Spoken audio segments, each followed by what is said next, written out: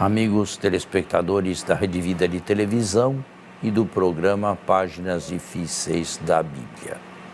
Eu me recordo que domingo passado o padre encerrou o programa, estava no horário, falando de alguma coisa que não terminou, se não me falha a memória. Exatamente. Bom dia, Padre Fernando, bom dia a você que nos acompanha todos os domingos aqui pela Rede Vida de Televisão. De fato, no domingo passado, o Senhor havia nos dado um conselho aos irmãos presbíteros, de que por ocasião de se rezar as orações eucarísticas, dessemos sempre a preferência pelas primeiras 4 orações eucarísticas.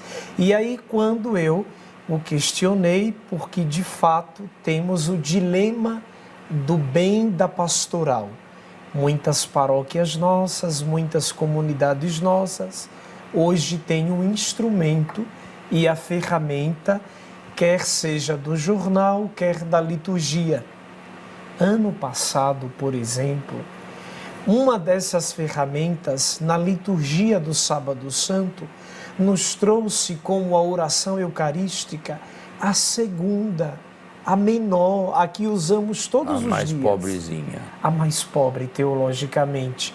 Quer dizer, até onde devemos nos curvar para estas ferramentas, em nome daquilo que os pastoralistas chamam na igreja do bem da pastoral, Padre? Bem, eu tenho a impressão que presidente da Assembleia Eucarística é o celebrante e não aquele que imprime o folheto, que não sei nem se seja padre ou leigo. Ele, a meu ver, não tem o direito de impor na arquidiocese ou num grupo de dioceses ou em muitas paróquias o seu ponto de vista. A oração eucarística deveria ser escolhida pelo celebrante. Eu conheço folhetos na Itália também existem folhetos, porém, a oração eucarística não está no folheto. É o sacerdote que escolhe, mas é verdade também que eles não intervêm durante a oração do sacerdote. Aqui no Brasil eu também já vi um outro folheto sem o cânon, porque eles nos prestam, nesse aspecto aí, um mau serviço. O cânon deve ser escutado atentamente e não lido, nem com os olhos, conjuntamente com o padre. Não é para repetir o que o padre está falando ou para seguir o padre com leitura paralela. Neste sentido, o folheto é ambíguo. Neste sentido, ele poderia ser melhorado. É meu ponto de vista pessoal a respeito desses folhetos. Antigamente, eu acho que já falei isso aqui, existia o missal do leigo, que era igual ao do padre, só que menor. Menorzinho, pequenininho, e lá se tinha tudo o que o padre rezava. As páginas eram divididas em 2, de um lado latim e de outro lado uma tradução brasileira, portuguesa, daquela época pré-conciliar. Eu hoje sigo, o que vou fazer? Na minha paróquia, onde eu celebro, tem folhetos, é o folheto da arquidiocese. Eu sigo, normalmente eu sigo. Porém, se fosse no dia do Natal, ou se fosse na Vigília Pascal, eu não usaria, e na arquidiocese não se usa mais. O arcebispo renovou o nosso folheto, sempre a primeira. Para as grandes solenidades, a primeira oração, o cânon romano, certo? E depois, durante a semana, a escolha do sacerdote também, mas aí não tem mais folheto. É o sacerdote que escolhe uma das 4 orações eucarísticas, normalmente a segunda, que é a mais curta e mais rápida, por ser dia de semana, e os fiéis atentamente escutam e dizem no fim amém. Mas o que significa amém? Nós falamos amém para tanta coisa e não sabemos o que vem a ser amém. Padre, só eu acho que vale a pena lembrar ao fiel, ao telespectador, que este amém é o amém do por Cristo, com Cristo e em Cristo. E que muita gente pergunta por aí, deveria este por Cristo, com Cristo e em Cristo ser cantado? Não precisa ser cantado? E este amém, que a liturgia pede que seja pronunciado de modo solene, isso vem através do canto? Só para situar o nosso Eu não entendi, vem através do canto? A liturgia pede que esse amém, que é depois do por Cristo, com Cristo e em Cristo, ele seja proclamado solenemente. Ou cantado. Cantado. Então, esse ser solene é cantado ou rezado? Não. Nos dias de semana, quando há pouca gente na igreja, quando não existe cantor, é melhor recitar do que cantar alguma coisa lá de improviso e mal feita, não é? Com mau gosto.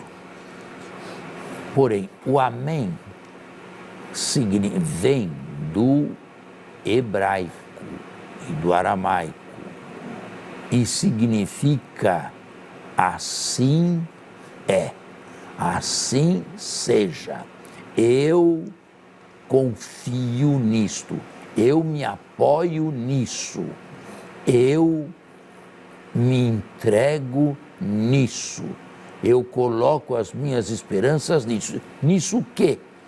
Naquela grande oração eucarística que teve como cume a transformação do pão e do vinho no corpo imolado e no sangue derramado de Cristo.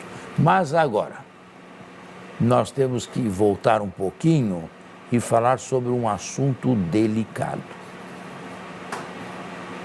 A missa é sacrifício ou não é sacrifício? É. E aqui, lamentavelmente, existe ideologia por detrás. No meu tempo de criança, adolescente, seminarista, se ensinava que a missa era sacrifício e acabou-se. E os cânons falam sempre de sacrifício.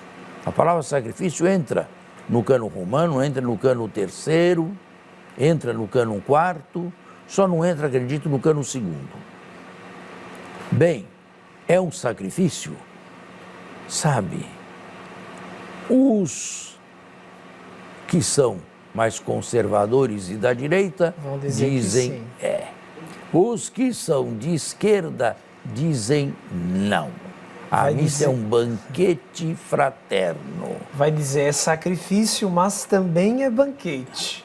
Eu não opero com ou.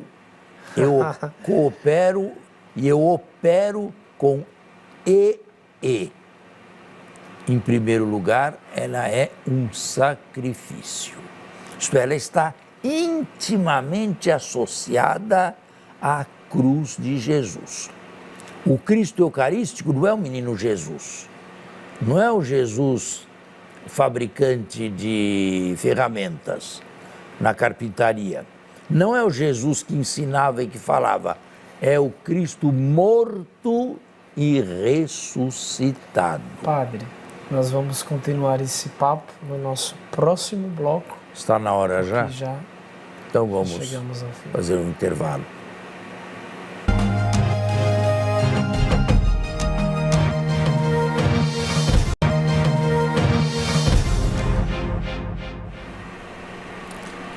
Bem, estamos no segundo tempo do nosso programa. Era você que estava falando e me lembrou o bloco tinha chegado ao fim, mas o senhor estava falando sobre... Exatamente, falava sobre sacrifício. Isso. A missa é sacrifício, ou melhor, ela está em estreita relação com o Calvário glorioso de Jesus. O pão eucarístico não se transforma no menino Jesus, não se transforma no jovem Jesus, nem no Jesus pregador ou mestre. É o corpo imolado, isto é a morte de Cristo reatualizada. É o passado trazendo para o presente o que historicamente lá aconteceu. A história não se repete mais e ele nunca mais morrerá. Porém, o seu gesto de autoentrega na morte, este se torna novamente presente. A propósito, para quem tem alguma mente inclinada à filosofia, nós dizemos que o morrer se dá no tempo.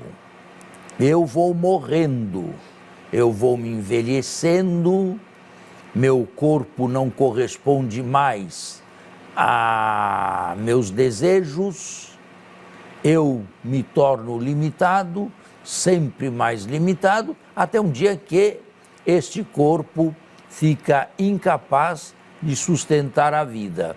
Nesse momento sucede a morte. O morrer é lento, o morrer pode ser numerado em horas, minutos, dias, mas a morte é instantânea e não se dá mais totalmente neste mundo. E por que a morte não se dá mais totalmente neste mundo? Porque se a morte fosse alguma coisa mensurável em termos de segundos ou de frações de segundos, ela nunca aconteceria, porque se pode repartir infinitamente. A morte é exatamente aquele momento entre o tempo, o temporal e o eterno se encontram entre si. E é esse aspecto da morte de Cristo que vem trazido no altar, seguido de ressurreição, porque o Cristo não está mais morto, mas está ressuscitado. Ou com as palavras do Apocalipse, morto vive para sempre. Aquilo é sacrifício. Agora, eu tenho a impressão que muita gente não entende a palavra sacrifício. Sacrifício não é uma coisa ruim, não é uma coisa triste.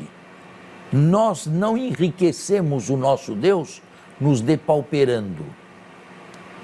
Nós não enriquecemos o nosso Deus e o nosso Deus não precisa e não quer ser enriquecido com os nossos sofrimentos. Quanto mais eu sofro, mais eu dou glória a Deus. Isso é um absurdo. É porque, de fato, essa é a imagem que, popularmente falando, o povo tem de sacrifício. Pois é. O que é sacrifício? É um cenário de sofrimento, de dor, de abnegação, de renúncia, mas ainda está muito preso ao físico, Tá. Né? E mais ainda, pensando que a minha privação e o sentido da privação deem glória a Deus. Glória a Deus. Quanto mais eu sofro, quanto mais eu diminuo, quanto mais eu faço força sobre mim mesmo, quanto mais eu castigo o meu corpo, mais glória dou a Deus. Essa é a imagem que, no geral, E essa imagem é errada. O sacrifício não é uma ação, digamos, negativa. É um ato positivo. Eu ofereço a Deus o que de melhor eu tenho. E Jesus fez a mesma coisa no Calvário. Ofereceu a Deus o quê? O que de melhor ele tinha. A sua obediência extrema e o seu extremo amor à vontade, para ele também naquele momento, imperscrutável de Deus. entregando-se nas suas mãos. Pai, nas tuas mãos entrego o meu espírito. Isto é sacrifício. Agora, e o sofrimento de Jesus? O sofrimento de Jesus não foi querido diretamente por Deus. Nós não temos que canonizar Caifás, Pilatos ou Judas Iscariotes. Os sofrimentos de Cristo, causados pela maldade humana, foram uma circunstância ótima nos planos de Deus, imperscrutáveis, para que o Cristo consumasse, através da vida, o amor, a obediência e a entrega. E isto não é uma coisa ruim, isto é uma coisa boa. Então, os sofrimentos do Cristo foram apenas circunstanciais. Foram circunstanciais e necessários, de certa maneira, para que o Cristo pudesse manifestar no extremo da vida o extremo amor e a extrema obediência. E por que, padre, sobretudo no período da Baixa Idade Média, nós temos toda uma espiritualidade voltada para essa coisa do absurdo, do sangue de Cristo, das feridas do Cristo, das marcas do Cristo? Isso houve, eu não posso negar, mas havia também o pietismo da Idade Média, né? Da Baixa Idade Média, quando se levou a sério que a obediência e o amor do Cristo não deixaram de ser onerosíssimas para ele. Sob este ponto, eles estão certos. Foi oneroso para o Cristo, foi difícil para o Cristo, foi uma ação quase sobre-humana para Jesus entregar-se àquilo e mostrar naquilo o seu amor e a sua confiança e a sua entrega através da morte nas mãos de Deus. Então significa dizer, por analogia, em teologia, em fé, que a missa continua sendo este lugar onde eu posso entregar também a Deus o meu melhor. Isto diz a Lumen Gentium, que o sacerdote e todos os fiéis juntos oferecem o mesmo sacrifício. Todos oferecemos o mesmo sacrifício a Deus, é o nosso culto, é o ápice do culto, é o mais importante da vida cristã, e nos oferecemos a Deus juntamente com o Cristo que naquele momento no altar reatualiza a sua oferta.